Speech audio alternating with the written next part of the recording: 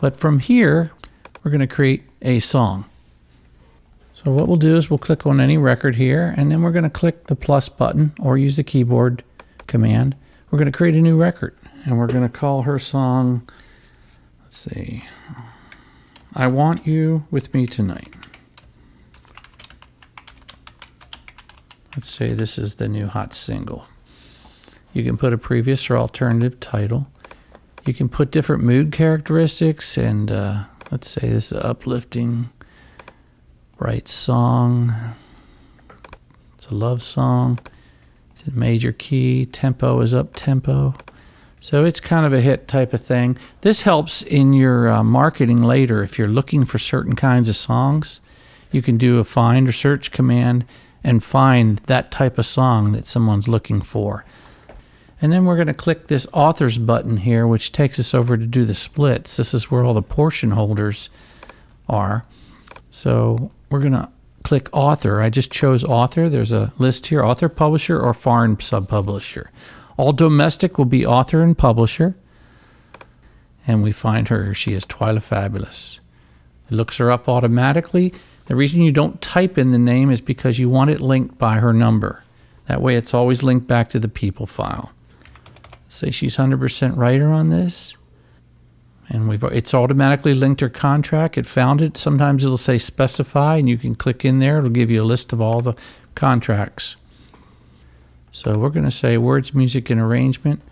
Now we're going to put a publisher in.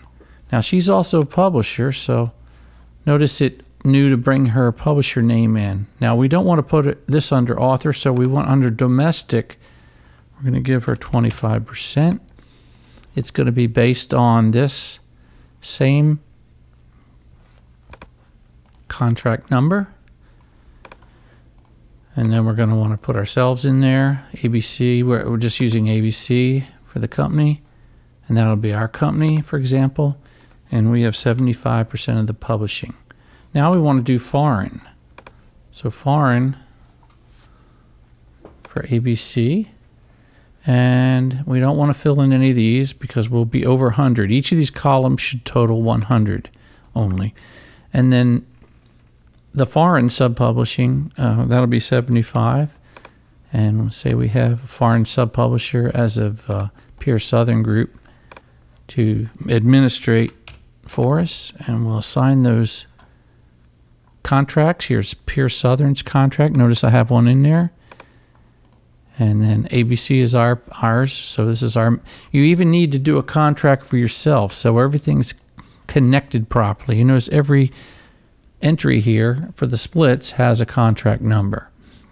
You notice as some drop downs or rollovers are happening. This helps explain each field. But say you were confused here, you go, what is this? You just click in that field and you go up here to the top right and click on the H. And here it is. This is the help. It's the writer percentage, and it tells you all about it. So it's that easy to find something. Contract number. There it is. It tells you the name of the field. It tells you about it. Click Done to hide. So it's very powerful, the documentation that's in here. The documentation is along with our training videos that are optional. You could check out. Amazing way to learn the product. There's a lot going on in this product that'll do your dishes, so to speak. So you want to take advantage of as much learning as you can. Okay, we continue on now. There's a few more things. Now we click the More button. It takes us to the part 2 of this layout. Notice the beginning stayed the same, but here you can assign the affiliations. That came in automatically because it was looked up from the people file, which saves you time. It also looked up that she had reserves. Remember, we had 20% for 2 quarters on domestic and 25% foreign, so for 4 quarters. Now, if we're going to apply all the reserves, you just click this, and that just lets the system know that you want to take out reserves. So this is an important field. You can set that to pre-enter also. If you put it, we didn't click it in the contract file, but based on the contract number, it looks up the contract. It'll know if you're going to take out for these. Otherwise, you'll have to click it manually. Now this admin button doesn't change any funds or anything. It's just for your information who is administrating. And we are, and Pierre is also. So that's it. Okay.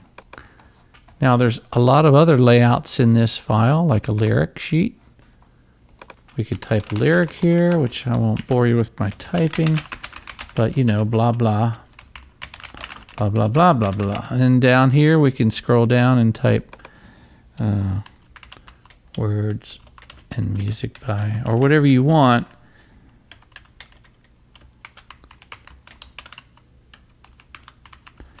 Right, and down here you can put your copyright information in there.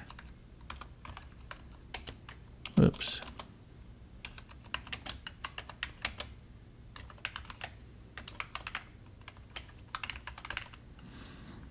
All rights reserved type of thing. Whatever you like to put down there. And then it's so easy. Once you're done with that, you just click print lyric sheet, and there it is. And you print out as many as you need, and you can print it on your letterhead or just like that on a white piece of paper. Click continue to print. All the reports have a preview in it so you can see what they look like printed, and then it goes back to the report screen. When you're done with the report screen, you click this, it takes you back to the data entry. Again, this file also has a checklist. It also has a library, which is very helpful.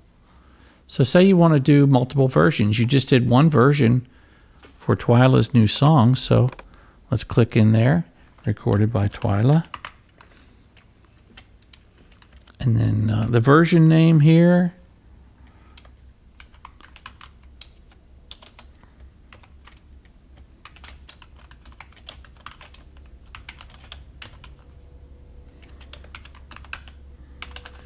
All right.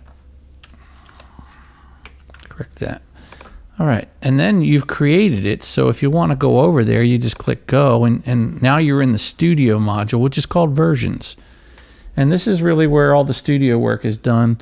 You creative types will enjoy this file. It has a lot of creative fields to log every kind of information you could want about a recording. Your sample rates, your video formats, your mix file types, what language it is, your ISRC number, where did you store it, project type, the client. So let's say this client is going to be linked with Fabulous Music. They're the client for this one. And if you want to do billing in the studio, you can do that and print out an invoice. All right, so we'll move on now.